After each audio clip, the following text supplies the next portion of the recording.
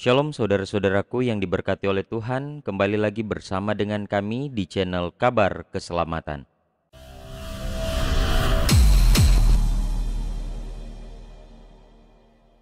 Saudara-saudaraku yang diberkati oleh Tuhan, pada saat ini kita sama-sama akan mempelajari pelajaran sekolah sahabat kita. Namun sebelum itu mari kita tunduk kepala, kita berdoa. Bapa di surga, terpujilah namamu. Terima kasih banyak untuk berkat-Mu bagi kami sampai pada saat ini. Saat ini kami siap untuk mempelajari firman-Mu melalui pelajaran sekolah sahabat. Tuntun kami Tuhan, di dalam nama Yesus Kristus kami sudah berdoa dan mengucap syukur. Amin. Pelajaran sekolah sahabat kita pada saat ini, pelajaran yang ke-10 tanggal 9 Maret 2024, berjudul Pelajaran Masa Lalu. Saudara-saudaraku, ayat intinya terdapat di dalam Mazmur 78 ayat 3 dan 4. Yang telah kami dengar dan kami ketahui, dan yang telah diceritakan oleh nenek moyang kami kepada kami. Kami tidak akan menyembunyikannya dari anak-anak mereka, dengan menceritakan kepada generasi yang akan datang puji-pujian kepada Tuhan, kekuatannya dan perbuatan-perbuatannya yang ajaib yang dilakukannya.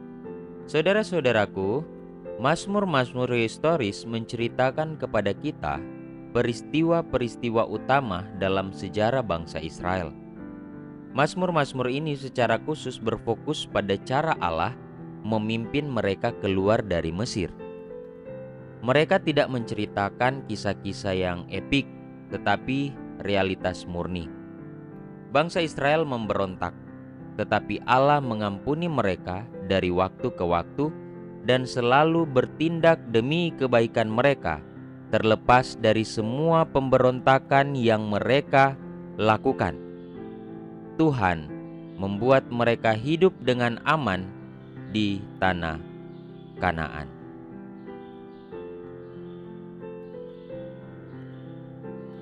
Sejarah umat Allah menunjukkan bahwa tidak ada janji yang telah dibuat Allah dalam firman-Nya yang tidak akan digenapi.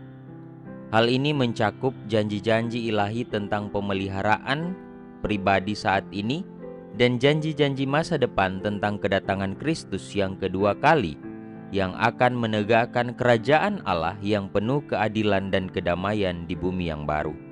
Pada pelajaran kita pada saat ini kita akan belajar mengenai pemberontakan umat, kemudian tindakan dari Allah dan pertobatan, serta wajah Allah yang bersinar, kemudian Tuhan atas sejarah. Mari kita sama-sama pelajari pelajaran ini dari pertama sampai yang terakhir. Pemberontakan umat di dalam Mazmur 78 ayat 17. Tetapi mereka terus berbuat dosa terhadap Dia, memberontak di padang gurun terhadap Yang Maha Tinggi. Saudara-saudaraku, atas perintah Daud, Asaf dipilih dari antara orang Lewi sebagai direktur paduan suara pemimpin lagu ya.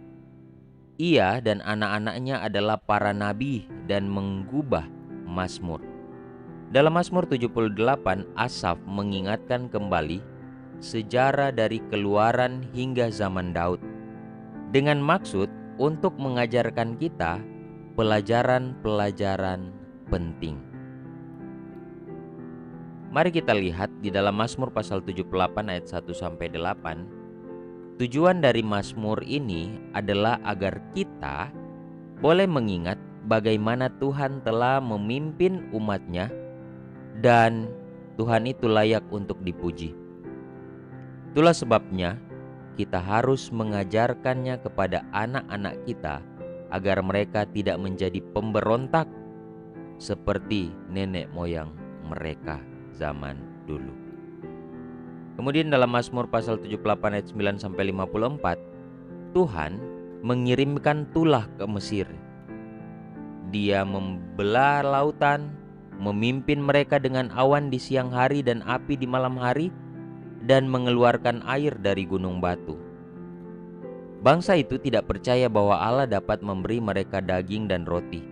Meskipun mereka memberontak, Tuhan tidak membinasakan mereka. Ini kisah bagaimana Tuhan telah menuntun mereka sehingga keluar dari tanah Mesir. Tuhan melakukan berbagai macam cara. Dia membelah lautan, kemudian dia memimpin mereka dengan tiang awan dan tiang api. Bahkan dia menolong mereka ketika mereka kehausan. Dia memberikan air melalui gunung batu. Tetapi kita tahu bersama, bangsa Israel pada saat itu masih tetap tidak percaya bahwa Tuhan dapat memberikan mereka roti dan daging atau makanan-makanan yang lainnya. Tapi saudara-saudaraku, meskipun mereka memberontak, Tuhan tidak membinasakan mereka.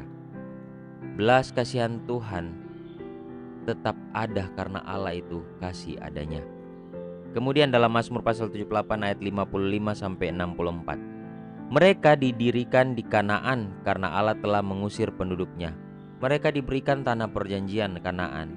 Tetapi ketika mereka diberikan tanah perjanjian itu, mereka ada di sana, mereka tetap memberontak lagi. Dan pada akhirnya karena mereka memberontak, Allah menyerahkan mereka ke dalam kekuasaan musuh-musuh mereka. Jadi kita harus lihat kata menyerahkan di sini. Jadi ketika bangsa Israel itu jatuh dalam perbudakan, mereka ditawan dan lain sebagainya, itu bukan karena bangsa ini kuat dan lain sebagainya, tidak. Sebenarnya di sana ada campur tangan Tuhan. Tuhan sengaja menyerahkan itu supaya menjadi bagian mereka, karena mereka terus memberontak. Karena kita ingat bahwa hanya ada dua pilihan. Tuhan bilang berkat atau kutuk, kematian atau kehidupan. Pilih. Ketika mereka memilih kehidupan, mereka mengikuti Tuhan, Tuhan akan berikan apa yang menjadi janjinya kepada bangsa Israel. Tapi karena mereka terus-menerus memberontak, akhirnya Tuhan menyerahkan mereka ke tangan musuh-musuh mereka. Yang seharusnya mungkin Tuhan bisa menolong mereka, membuat mereka tidak dikalahkan oleh musuh. Karena ingat, segala sesuatu yang terjadi semua itu Tuhan lakukan. Tuhan ada di sana. Ketika lautan itu terbelah, Tuhan yang melakukannya, bukan Musa. Ketika mereka membutuhkan air, Musa memukul batu itu, bukan karena dia memukul itu air keluar, tidak, tapi karena Tuhan mengizinkan itu terjadi. Jadi semua karena Tuhan. Itulah sebabnya sampai saat ini sia-sia semua yang kita lakukan kalau kita mengandalkan diri kita, karena Tuhan yang lakukan itu dalam hidup kita. Di dalam Mazmur 78 ayat 65 sampai 72. Pada akhirnya Allah bangkit untuk menyelamatkan umatnya melalui Daud. Dia memanggil seorang gembala untuk mengembalakan umatnya. Dia meletakkan tongkat kerajaan di tangan Yehuda dan memilih Yerusalem sebagai ibu kotanya. Meskipun terjadi pemberontakan, Allah tetap setia dan tetap setia sampai sekarang. Saudara-saudaraku, pelajaran yang pertama ini mengenai pemberontakan umat, kita tahu bersama kisah tentang bangsa Israel. Kehidupan mereka ditawan di Mesir. Mereka keluar dari Mesir menuju tanah perjanjian Kanaan. Itu tidak mudah. Harus berhadapan dengan Firaun. Tapi Tuhan bilang lakukan, Dia yang akan menolong. Dan benar, ketika Firaun tidak mengizinkan, maka itulah terjadi. Ketika mereka keluar, mereka berhadapan dengan lautan. Tuhan izinkan laut terbelah, mereka bisa lewat. Di dalam perjalanan mereka di padang gurun, Tuhan menuntun mereka dengan tiang awan dan tiang api. Ketika mereka kehausan, Tuhan memberikan mereka minum. Ketika mereka lapar, Tuhan memberikan mereka makan. Tetapi dengan segala sesuatu yang Tuhan berikan, apakah bangsa Israel tidak mengeluh lagi? Tidak. Tetap mereka masih saja memberontak. Mereka masih bersungut-sungut. Sehingga ketika mereka telah memperoleh tanah perjanjian Kanaan itu, ketika mereka memberontak, Tuhan akhirnya mengizinkan mereka untuk mengalami tawanan dari musuh-musuh mereka.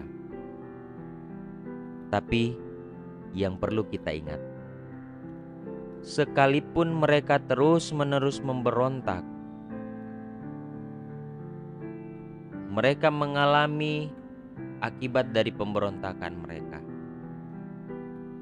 jatuh bangun kehidupan mereka, tapi Tuhan tetap setia sampai saat ini. Sama halnya dengan kita, saudara-saudaraku, sekalipun kadang kita jatuh, kita mengeluh sama Tuhan, tapi kasih Tuhan masih tetap ada dalam hidup kita.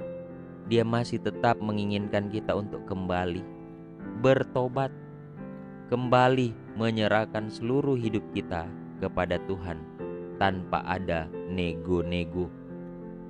Lakukan sekarang. Ketika saya dan saudara masih mendengarkan tuntunan Tuhan, maka terimalah dia, ikut dia. Karena kasih-Nya luar biasa. Tidak ada kata Tuhan telah meninggalkan kita, tidak. Dia tidak pernah meninggalkan kita sedetik pun. Yang ada, kita harus ubah cara berpikir kita. Yang ada adalah kita yang meninggalkan Tuhan. Tuhan tidak pernah meninggalkan kita, tapi kita yang selalu meninggalkan Tuhan. Bagian yang kedua, bagaimana tindakan Allah? Dalam Mazmur 105 ayat 1, berilah puji-pujian kepada Tuhan, beritakanlah namanya, beritahukanlah kepada bangsa-bangsa apa yang telah diperbuatnya. Dalam Mazmur 105 tidak disebutkan tentang kesalahan manusia. Kinerja Allah yang ajaib ditinggikan dari janji yang dibuat kepada Abraham untuk mewarisi Kanaan hingga digenapi. Allah membuat perjanjian dengan Abraham, Ishak, dan Yakub. Dia melindungi mereka ketika mereka lemah, menyelamatkan Israel dari kelaparan melalui Yusuf. Ketika mereka diperbudak, Ia mengutus Musa dan menghukum Mesir. Dengan Tula ya, tahu ceritanya. Dan Dia memimpin bangsa Israel melewati padang gurun menuju tanah Kanaan. Ini tindakan-tindakan yang luar biasa yang Tuhan lakukan. Jadi ketika bangsa Israel menyadari, harusnya ketika mereka menyadari ini, puji-pujianlah yang terus akan mereka sampaikan kepada Tuhan. Bukan persungutan, bukan pemberontakan. Mengingat sejarah memiliki tujuan untuk memampukan kita memuji Allah sepenuhnya. Kita mengingat kisah tersebut, kita akan memuji Allah dan berbicara tentang keajaiban-keajaibannya. Kita akan bermegah dan bersukacita di dalam Allah. Kita akan mencari Allah. Kita akan menyadari penghakiman Allah. Dan kita akan menaati perintah-perintahnya. Lewat pengalaman-pengalaman dari tindakan-tindakan yang telah Allah lakukan dalam kehidupan bangsa Israel, seharusnya membuat mereka menyadari, membuat mereka mengerti bagaimana luar biasanya kasih Tuhan kepada mereka. Sehingga persungutan, pemberontakan kemungkinan tidak akan terjadi. Sama halnya saudara-saudaraku dengan kita yang hidup saat sekarang ini. Daripada kita banyak mengeluh, Tuhan, kok saya seperti ini Tuhan? Saya tidak punya ini Tuhan. Saya begini. Daripada kita mengeluh, kita ingat bagaimana pertolongan Tuhan di masa-masa lalu. Ketika kita benar-benar pasrah kepada Tuhan.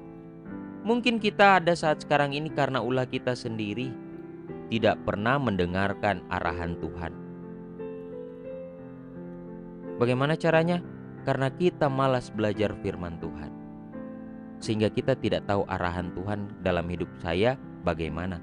Sehingga yang terjadi kita mengeluh ketika mengalami sesuatu hal yang tidak kita inginkan. Tapi lewat pelajaran ini mau mengingatkan kepada kita. Saya yakin dan percaya masing-masing kita punya pengalaman pribadi di mana kita merasakan bagaimana luar biasanya Tuhan. Itulah sebabnya saudara-saudaraku, daripada kita mengeluh, lebih baik kita merenungkan bagaimana tindakan yang Tuhan telah lakukan di masa-masa yang lalu, sehingga kita boleh hidup saat sekarang ini, dan kita akan memuji Dia. Pertobatan, Mazmur 106 ayat 6 dan 8. Kami telah berdosa sama seperti nenek moyang kami. Kami telah berbuat salah dan bertindak fasik. Namun Ia menyelamatkan mereka oleh karena namanya, untuk menyatakan kuasa-Nya yang besar. Sejarah bangsa Israel adalah sejarah dosa dan pertobatan, sama seperti sejarah kita masing-masing. Dalam Mazmur pasal 106 mengulas kisah ini dengan menekankan bahwa setiap kali Israel berdosa, mereka menderita akibatnya. Tetapi hal itu diringankan oleh kasih karunia ilahi. Allah mengampuni mereka dan mereka kembali menaatinya, walaupun hanya untuk sementara waktu.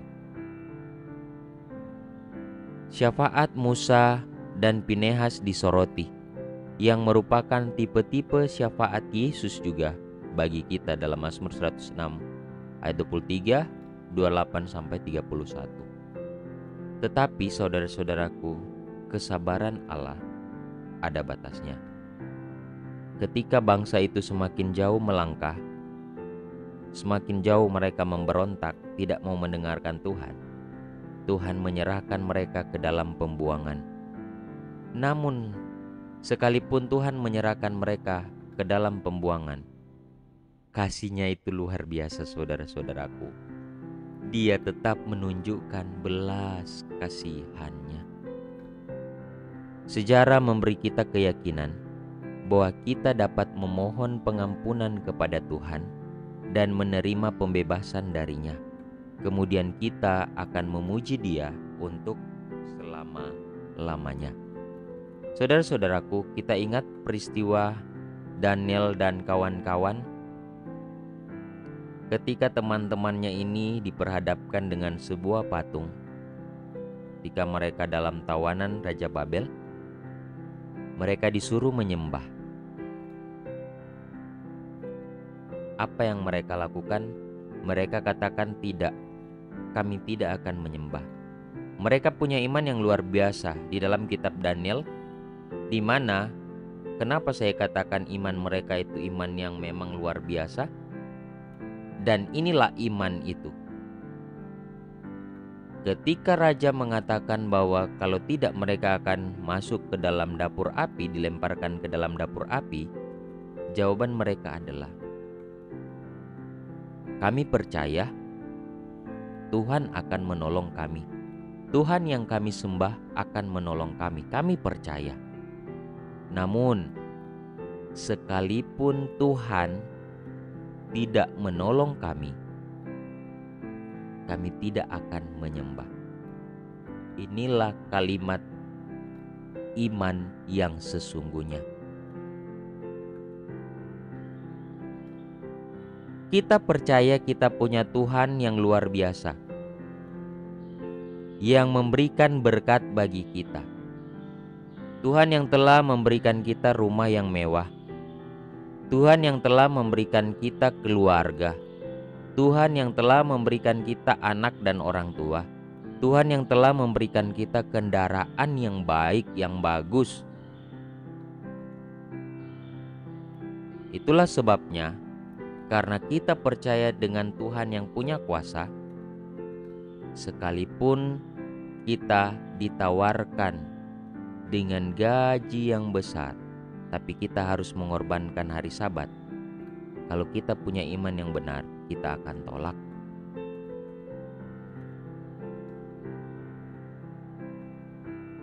Sekalipun gaji saya dipotong, sekalipun saya di PHK, saya percaya Tuhan akan menolong.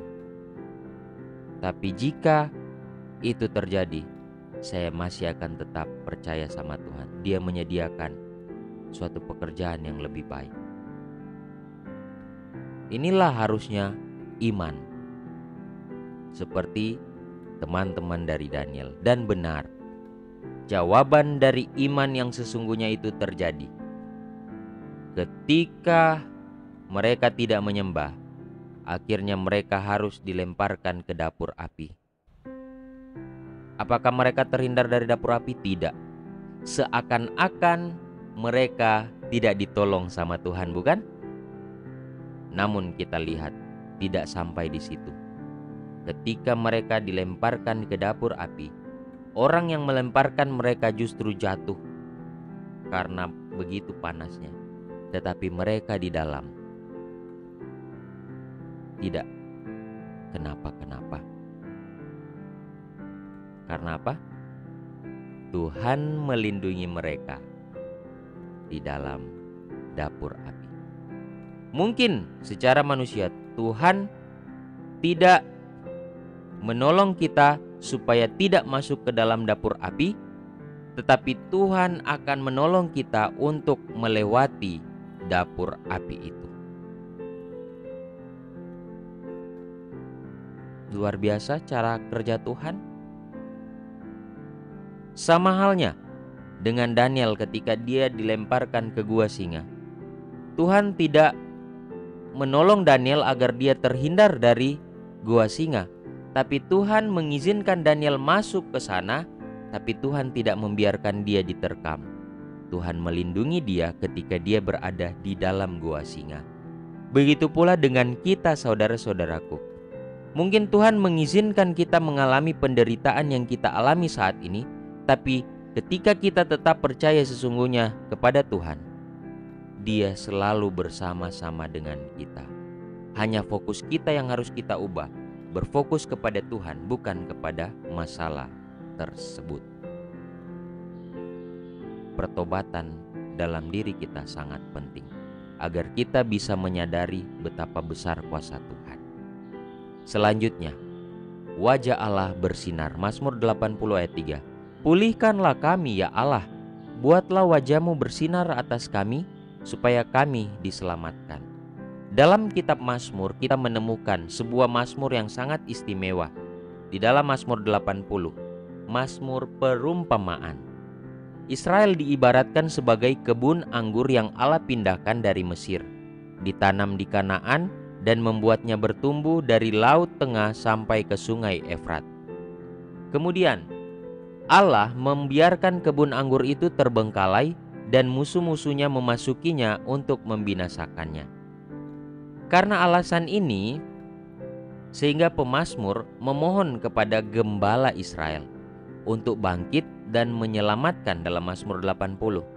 Ia yakin bahwa Allah akan mendengarnya dan akan membuat wajahnya bersinar di atas kebun anggurnya yang sunyi. Saudara-saudaraku, Allah atau pemazmur meminta kepada Tuhan pertolongan, dan dia yakin bahwa Allah akan mendengarnya dan bahkan akan membuat wajahnya bersinar, menyinari wajahnya. Apa artinya ini? Artinya adalah wajah Allah bersinar bagi kita, yaitu ketika Ia menunjukkan belas kasihannya dan mengaruniakan damai sejahtera kepada kita. Inilah maksud dari wajah Allah bersinar. Pertolongan Allah itu nyata. Dia menunjukkan belas kasihan. Ketika kita mengalami pertobatan tadi ya, Allah menunjukkan belas kasihannya dan mengaruniakan kepada kita damai sejahtera. Tapi kalau tidak ada pertobatan, kita tidak akan merasakan ini. Kita akan terus-menerus dihantui oleh dosa-dosa yang kita lakukan.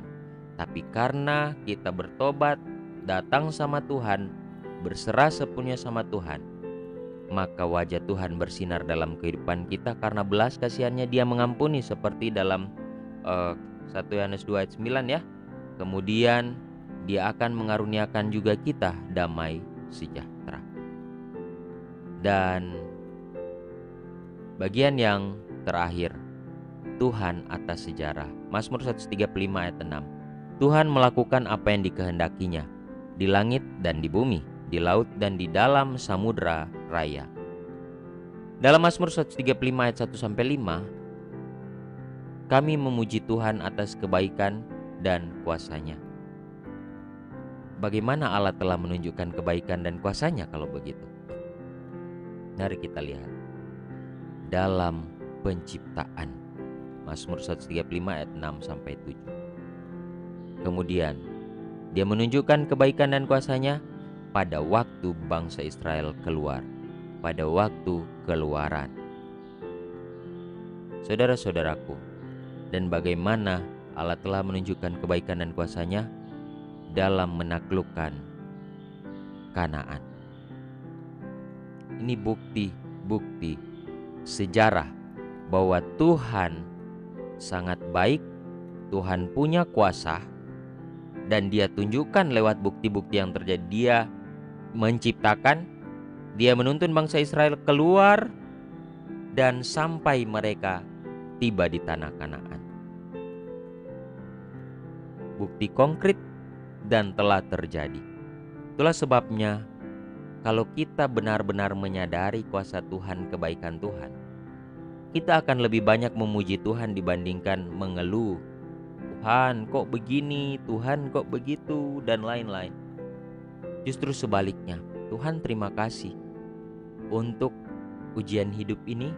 Tuhan terima kasih saya boleh merasakan ini. Saya yakin Tuhan menolong saya ketika saya tetap bertahan dalam Tuhan. Seharusnya kita banyak memuji Dia, bersyukur untuk setiap yang Dia lakukan. Karena itu untuk pertumbuhan iman kita, bukan mengeluh, memberontak, bahkan lari dari Tuhan. Saudara-saudaraku, kita memuji Allah karena Dia akan menghakimi kita dengan belas kasihan, bukan karena murka, bukan karena benci Dia hakimi kita, tidak, tapi berdasarkan belas kasihan. Itulah sebabnya apa yang perlu kita takutkan. Setan sering menanamkan dalam pikiran kita, aduh kamu ndak akan selamat kamu ini, jadi berdosa aja terus, berdosa aja. Itu yang setan tanamkan. Tapi ketika kita benar-benar mengerti konsep penghakiman, kita akan bersyukur bahwa ternyata penghakiman Allah itu berdasarkan belas kasihan-Nya. Lakukan yang terbaik dalam hidup kita yang berkenan di hadapan Tuhan. Karena kuasa Tuhan dalam ciptaan dan sejarah tidak ada bandingannya di dunia ini, umat Tuhan harus selalu bersandar padanya dan menyembah hanya Tuhan Sang Pencipta. Sebagai pencipta dan penebus kita, hanyalah Dia yang harus disembah. Sebagai kutipan yang terakhir, perjanjian Allah dengan umatnya harus sering diulang. Betapa seringnya Tuhan membuat petunjuk-petunjuk dalam hubungannya dengan Israel kuno, supaya mereka tidak melupakan sejarah masa lalu. Dia memerintahkan Musa untuk merangkai peristiwa-peristiwa itu dalam sebuah nyanyian, supaya para orang tua dapat mengajarkannya kepada anak-anak mereka. Bagi umatnya di generasi ini, Tuhan telah melakukan perbuatan-perbuatan ajaib. Sejarah masa lalu tentang perjuangan Allah perlu sering dibawa ke hadapan umat, baik tua maupun muda. Kita perlu sering menceritakan kebaikan Allah dan memuji Dia atas karya-karyanya yang ajaib. Tuhan kiranya memberkati kita semua lewat pelajaran ini. Untuk itu mari kita sama-sama tunduk kepala, kita berdoa. Tuhan, terima kasih untuk firman-Mu melalui pelajaran Sekolah Sabat. Kiranya lewat pelajaran ini boleh mengingatkan kembali kepada kita semua, agar kehidupan iman kami boleh tetap terus bertumbuh di dalam Tuhan. Kami menyadari betapa besar belas kasih sayang Tuhan dalam kehidupan umat manusia, termasuk kami yang ada saat sekarang ini. Untuk itu Tuhan, kami hanya mau menyembah Engkau sebagai pencipta kami. Kami hanya mau menyembah Engkau sebagai penebus hidup kami. Kami hanya mau menyembah Engkau karena Engkaulah yang terus memelihara hidup kami. Bapa di surga, berkati para pemirsa dimanapun mereka berada. Kiranya kasih sayang Tuhan boleh menjadi bagian mereka, dan berkat-berkat surga boleh mereka rasakan. Dan suatu kerinduan kami, ketika Engkau datang nantinya, kami semua dapat diselamatkan masuk ke dalam kerajaan sorga. Di dalam nama Yesus Kristus kami sudah berdoa dan mengucap syukur. Amin. Tuhan kiranya memberkati kita semua.